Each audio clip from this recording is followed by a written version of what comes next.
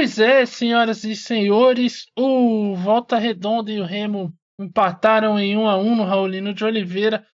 A equipe carioca vencia até os minutos finais ali da segunda etapa, quando o pênalti é marcado e o Pavani, né, Pavicete, como gosta de dizer o Adiel Reis, empatou a partida e com isso as coisas se mantêm as mesmas. Volta Redonda ainda segue na liderança do grupo B.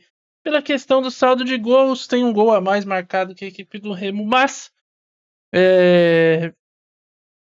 o Volta Redonda, das duas equipes, podem ser ultrapassadas pelo São Bernardo em caso de vitória da equipe paulista no jogo de logo mais. Ou até o Botafogo pode chegar para essa briga e embolar de vez o grupo, deixar todo mundo aí com chances reais de classificação para a Série B aí de 2025.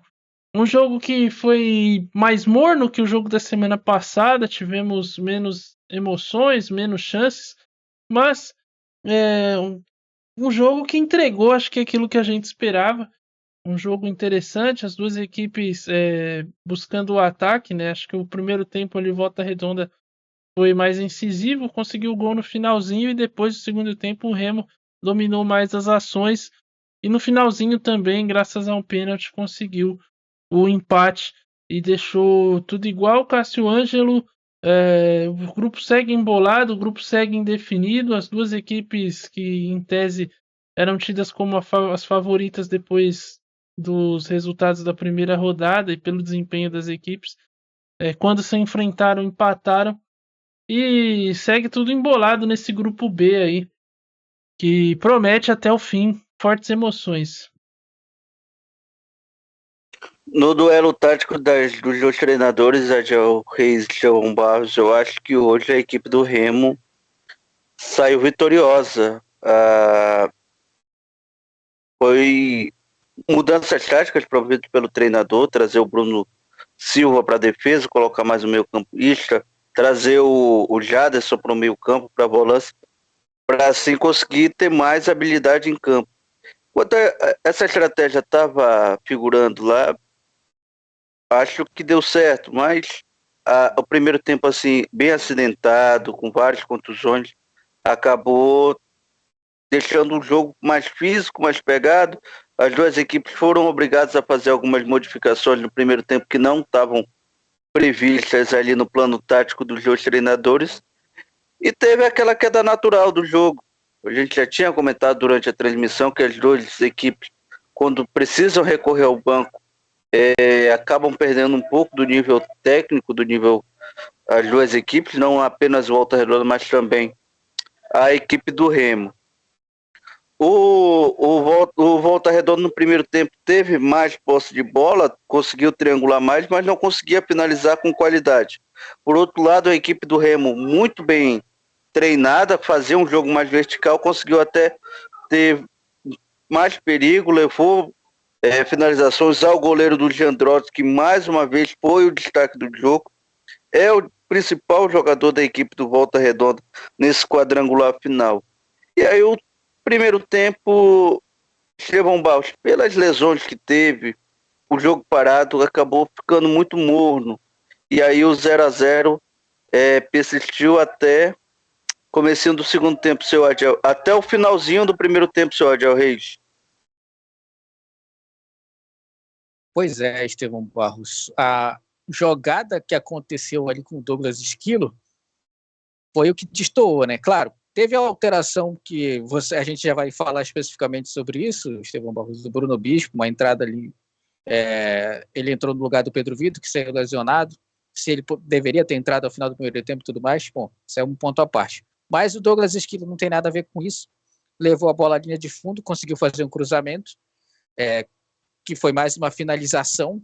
Marcelo Rangel e Rafael Castro se atrapalharam. A bola voltou para o Wellington Silva e aí o Wellington Silva cruzou e o Bruno Santos fez o gol, abriu o placar. Terminando o primeiro tempo em 1-0, que para mim foi um resultado mais justo, foi uma diferença de posse de bola que o Volta Redonda teve em relação ao Remo. Não foi que o Volta Redonda teve um volume de jogo para merecer a vitória, mas ele foi o que mais teve a bola, conseguiu triangular mais as jogadas, e nos últimos 10 minutos da primeira etapa, Estevão, estava mais no último terço de campo de ataque. Então pressionou um pouco mais a equipe do Remo. Por isso que eu acho que 1-0 ao final do primeiro tempo foi um resultado justo. E até então, Estevão Barros, a gente vai começar a falar de um segundo tempo aqui em que Volta Redonda parecia controlar mais, mas à medida que o final do jogo se aproximava, o Volta Redonda recuava mais suas linhas. E as alterações e aquilo que nós falávamos nos pré-jogo foi acontecendo. Com as trocas feitas pelo Rogério Corrêa, a queda de rendimento e de nível técnico e tático do Volta Redonda foi acontecendo.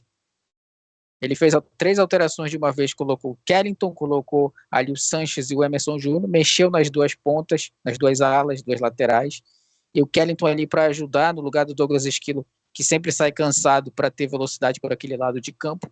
Mas a verdade nada contra os jogadores que entraram, só que eles não conseguiram manter o nível técnico dos jogadores que estavam em campo. E aí o Remo veio para cima, pressionando do seu jeito, em cruzamentos, em bolas paradas.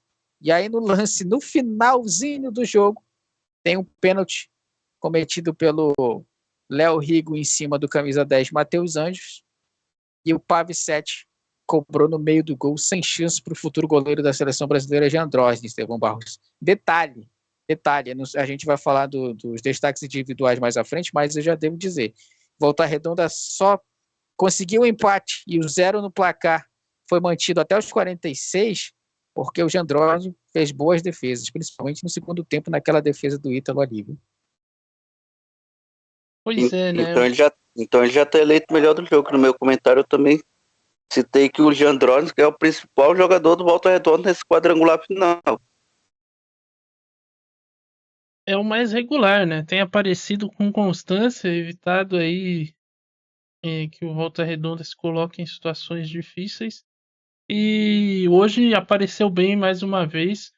Fez uma defesaça no segundo tempo ali, o que impediria o gol do Ítalo, né? Que seria o de empate naquela altura do jogo. E apareceu bem também no primeiro tempo, fazendo outras intervenções. Enfim, goleiro muito seguro, goleiro muito importante para a equipe do Volta Redonda. O primeiro tempo a gente teve lesões, né? Foram 2 na equipe do Volta Redonda. O Fabrício zagueiro e o volante Henrique Silva acabaram tendo que ser substituídos, entraram aí em seus respectivos lugares o Léo Rigo e o Patrick. Léo Rigo que acabou sendo importante nessa partida, cometeu o pênalti. E o Remo acabou também tendo uma lesão, o Pedro Vitor saiu e entrou o Bruno Bispo, que indiretamente ali também acabou sendo protagonista, porque entrou frio, o gol acabou saindo pelo lado dele ali na defesa, e o Volta Redonda abriu o placar. Essa sequência de jogos aí, Cassiano, não é nem, assim, domingo a domingo, né? Não tem jogos no meio de semana, mas me parece que está começando a puxar, e até porque tem a logística, os jogadores fizeram também 19 rodadas antes desse quadrangular final. Sim. Então tá chegando a reta final da temporada aí. O desgaste também está sendo alto e as duas equipes aí sofrendo com lesões e aí tendo que apelar para o banco. E aí o desempenho cai um pouco também, Cassiano. É a segunda partida que a gente vê o treinador do Volta Redonda trocar todo o seu lado direito ali, o garotão Wellington Silva, Douglas Esquilo e o lateral pela esquerda, que me fugiu o nome agora. Hoje o MV não saiu pela uma questão de lesões, ele já tinha queimado as substituições. A verdade é que o Kellington e o Emerson Júnior não entregam a mesma coisa que Douglas Esquilo e o Wellington Silva entregam.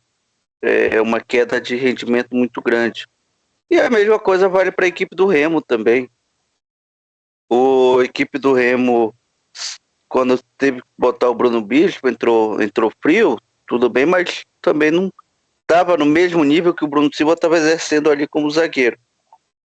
E o Ribamar também está entrando, não está conseguindo entregar a mesma coisa que o Ítalo.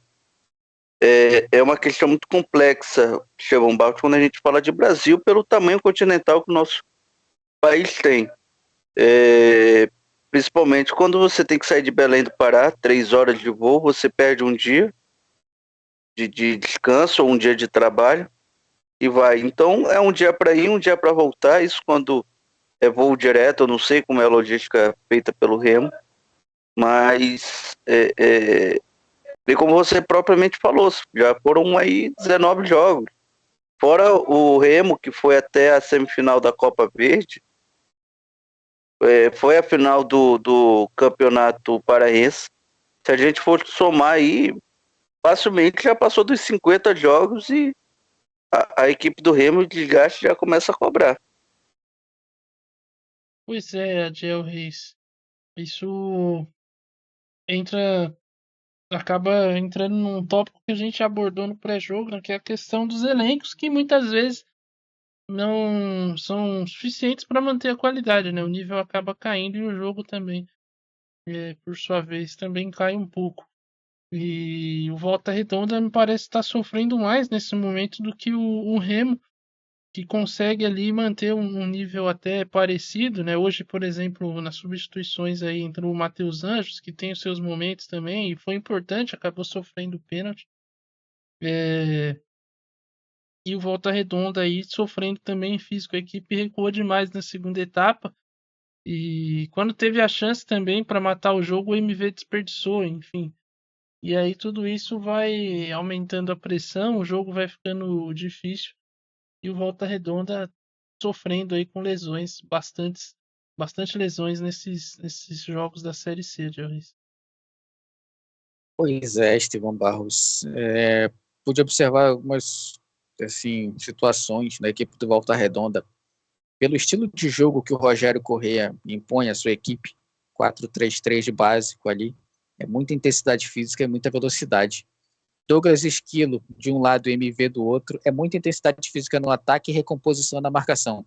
Aí complica um pouco para o jogador terminar. Nós estamos falando de Série C, em questão de estrutura e tudo mais, a gente sabe como funciona. O próprio Bruno Santos estava voltando na marcação depois dos 35 minutos para ajudar ali, ele que é centroavante, para tentar recompor e fazer de uma linha de 4 uma linha de 5 no meio campo, para tentar segurar a intensidade do Remo. Mas, querendo ou não, depois da troca e colocar um Kellington ali, que é um jogador de linha de ponta de campo, ponta direita, entrou no lugar do Douglas Esquilo, não tem a mesma habilidade do camisa 16. E aí você troca o Kellington e troca também o Wellington Silva, coloca o Emerson Júnior. Eu acho que faltou entrosamento, Estevão Alves, e também faltou um pouco do Rogério Corrêa. Um detalhe, ele poderia ter fechado realmente, ele tentou manter o esquema, e aí, não sei, coloca 3 volantes ali no meio, deixa só o Bruno Santos lá na frente. Ele poderia ter tentado segurar o resultado. Ele não fez isso, ele apenas recuou jogadores ofensivos. E isso é uma ação temerária. Porque mesmo sendo um jogador que está cheio de gás, entrando do decorrer da partida, eu imagino que foi uma ação que não funcionou bem do lado do Volta Redonda. Por outro lado, Rodrigo Santana, na equipe do Remo, arriscou um pouco mais, né? Ele tirou ali o zagueiro e colocou o Matheus Santos, tirou um jogador de defesa, desfez a linha de 5, colocou o Matheus Anjos para ser o meio de campo, entrou o Ribamar ali também, no lugar do Bruno Silva, ou seja, colocou 2 centroavantes para brigar pela bola aérea, tendo o Ítalo e Ribamar, Estevão Barros, querendo ou não, são 2 jogadores que já disputaram o campeonato de Série A. Então, com certeza tem uma certa experiência em situações como essa. Não estou dizendo que foi decisivo, mas olha a diferença. Você tem Ribamar no banco, Ítalo jogando no seu ataque como titular, e não temos um substituto à altura do Bruno Santos. Mesmo que o Bruno Santos seja um jogador decisivo para voltar redonda, o físico dele não suporta 90 minutos de intensidade. Então, nesse quesito, o Remo levou vantagem e talvez por isso tenha conseguido a jogada individual do empate ali, Estevão.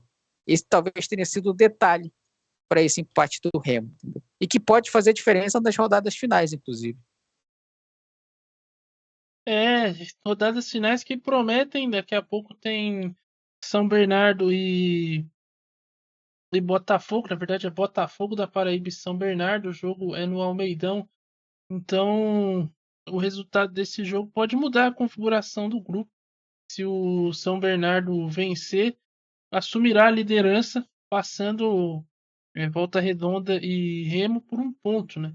E aí joga pressão para as duas equipes, lembrando que São Bernardo vai até Belém encarar o Remo na próxima rodada, então é um duelo aí que promete a depender do resultado do jogo de daqui a pouco, talvez enquanto esse jogo, quando você estiver vendo esse vídeo, esse jogo já deve ter até terminado ou tá rolando, enfim.